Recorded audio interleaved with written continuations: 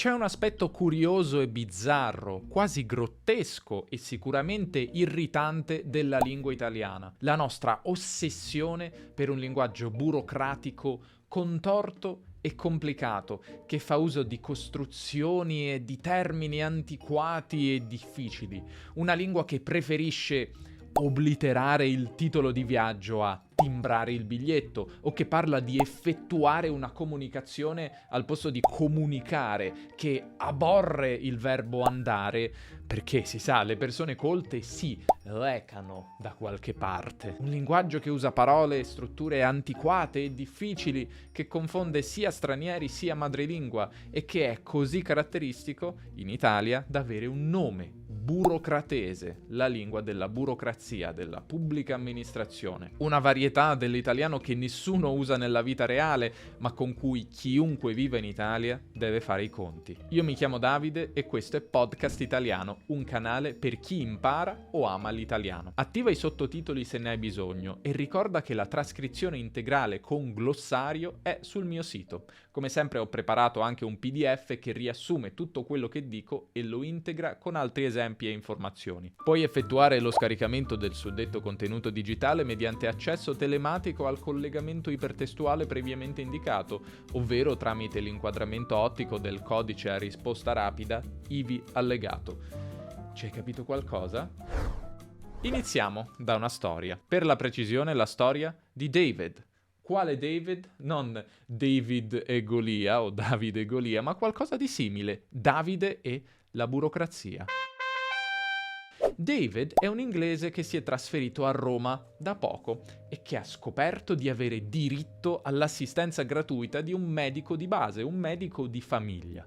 I vicini di casa di David, anche loro stranieri, ma che vivono a Roma già da molti anni, gli dicono di andare all'ASL Roma 2 e lui già non capisce questa misteriosa parola ASL, cioè non sembra nemmeno italiana. Chiede spiegazioni, David, e i vicini gli dicono: ma dai, l'ASL, l'azienda sanitaria locale. Ah, ora è tutto più chiaro. Azienda? Ma quale azienda? Ma non era gratis il medico? E dai, l'ASL è tipo un ospedale, gli spiegano. Ah, ecco, ospedale, questa parola David la conosce.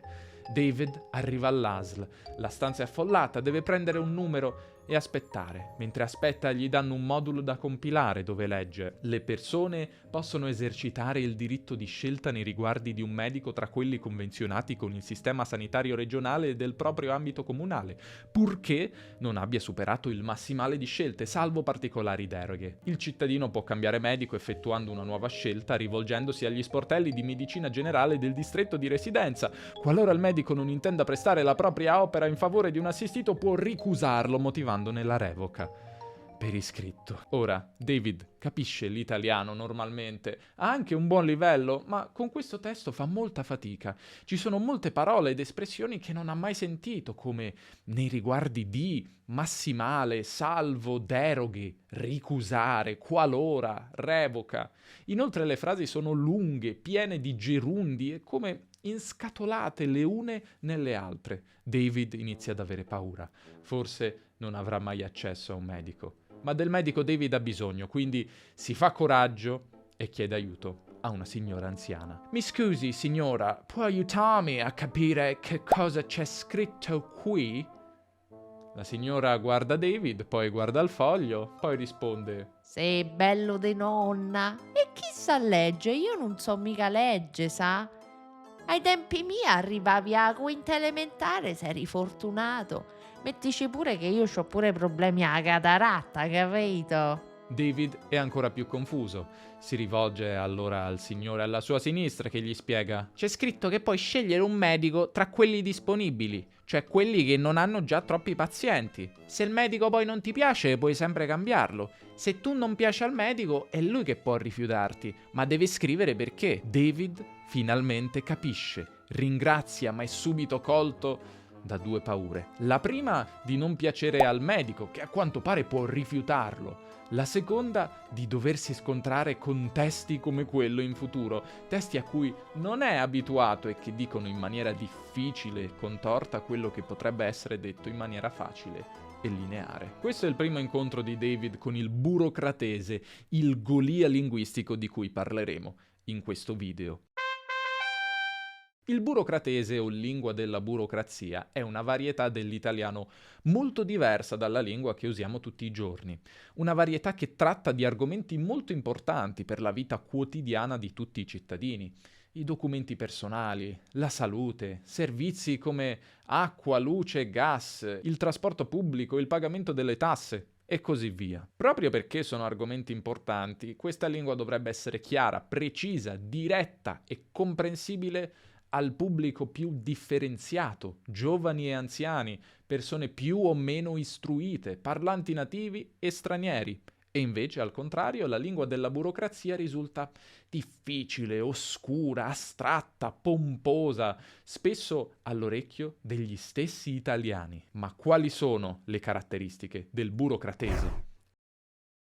In generale si preferisce il vecchiume, forme linguistiche vecchie, arcaiche e oggi poco usate. Per esempio, la domanda può essere presentata online, ovvero presso gli sportelli del comune, dove ovvero non si usa come cioè, come si userebbe oggi in italiano comune, ma il significato più antico di o, oppure, che oggi nessuno userebbe nella lingua parlata. Si preferisce la forma passiva a quella attiva e quindi al posto di l'ufficio ti invierà la risposta via email si scrive la risposta verrà recapitata all'indirizzo di posta elettronica fornito dall'utente. Si preferiscono nomi a verbi. Anzi, dovrei dire, è comune la preferenza di nomi in luogo di forme verbali. A volte questo si fa usando locuzioni, cioè espressioni composte da più parole al posto di parole singole, e quindi effettuare una scelta invece di scegliere, dare una comunicazione invece di comunicare.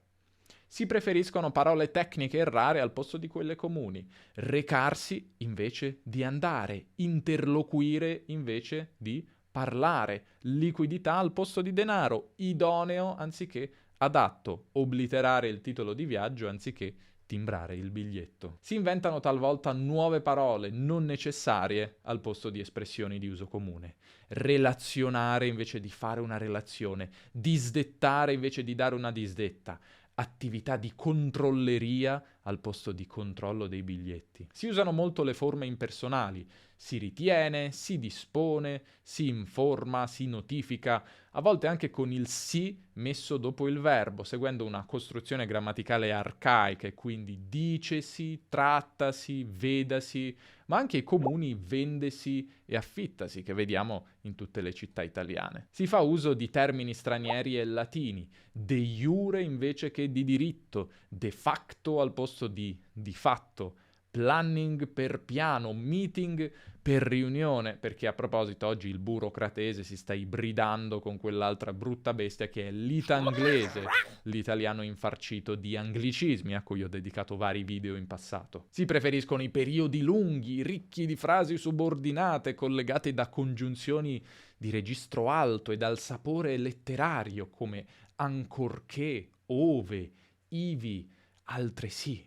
Ma che diavolo significano? A volte me lo chiedo anch'io. Il linguaggio burocratico, insomma, tradisce la sua missione. Invece che parlare a tutti, parla a pochi, qualche volta a pochissimi.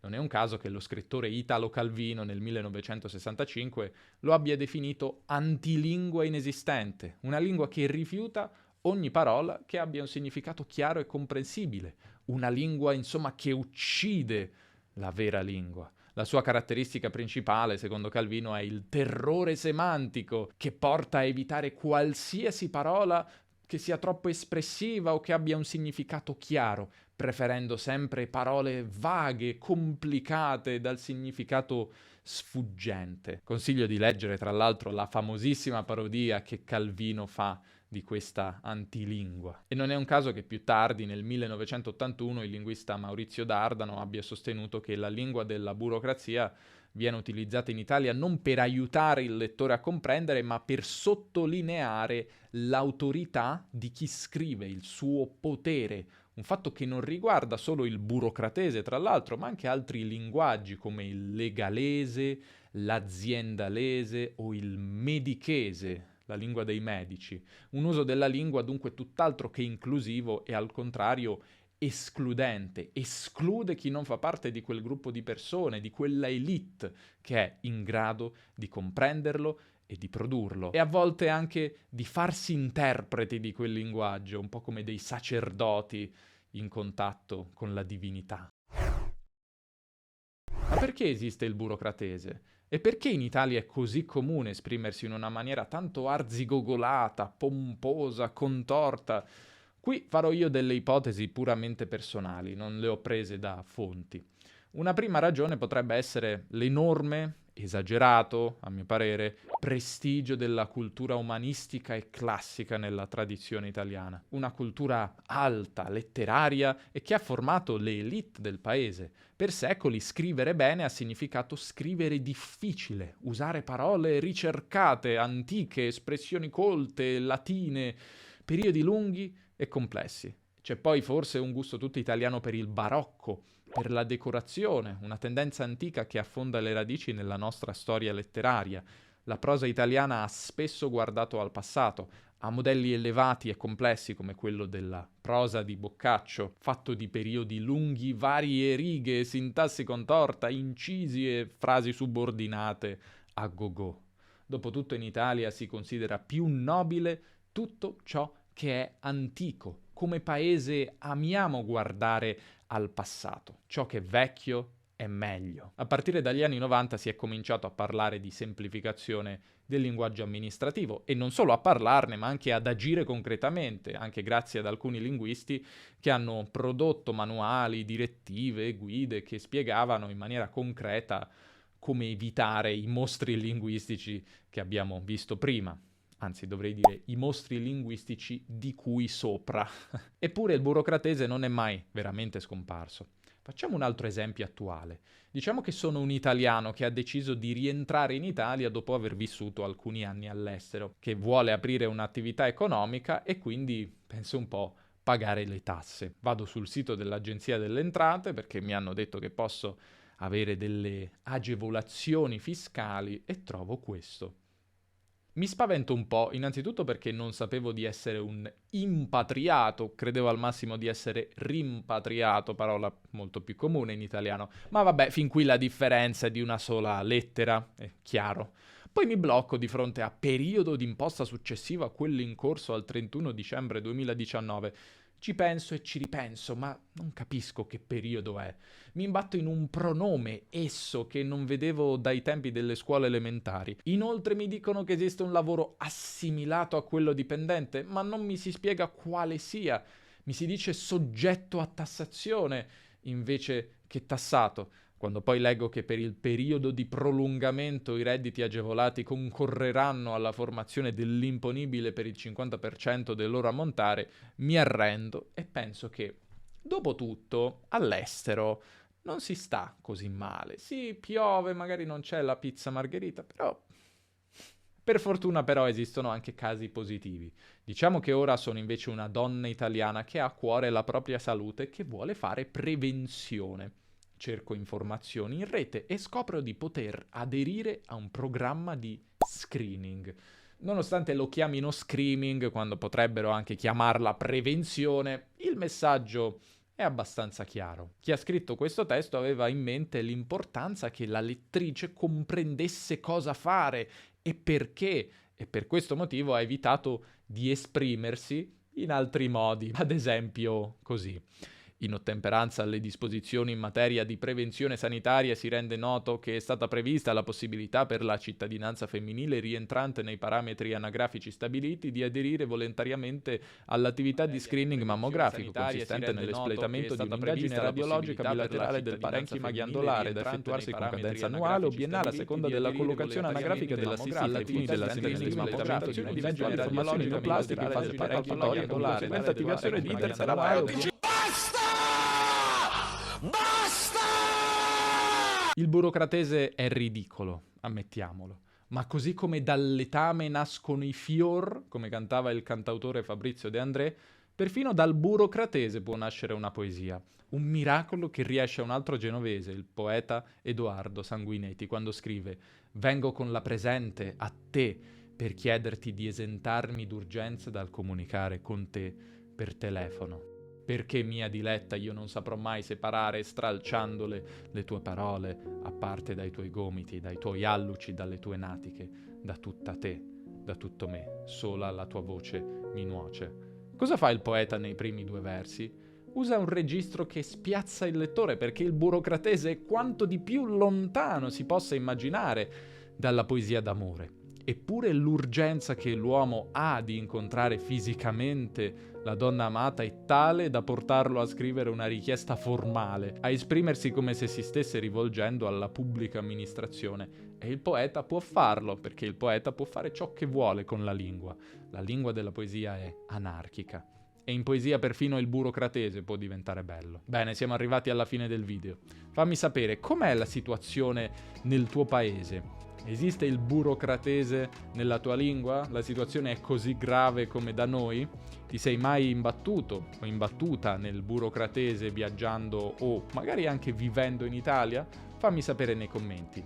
E ti ricordo che qualora tu intenda procedere all'approfondimento individuale dei contenuti oggetto della presente trattazione audiovisiva, è stata predisposta a tal fine l'elaborazione di un documento di formato PDF, intendo dire scarica il PDF se vuoi, che è molto figo. Ciao!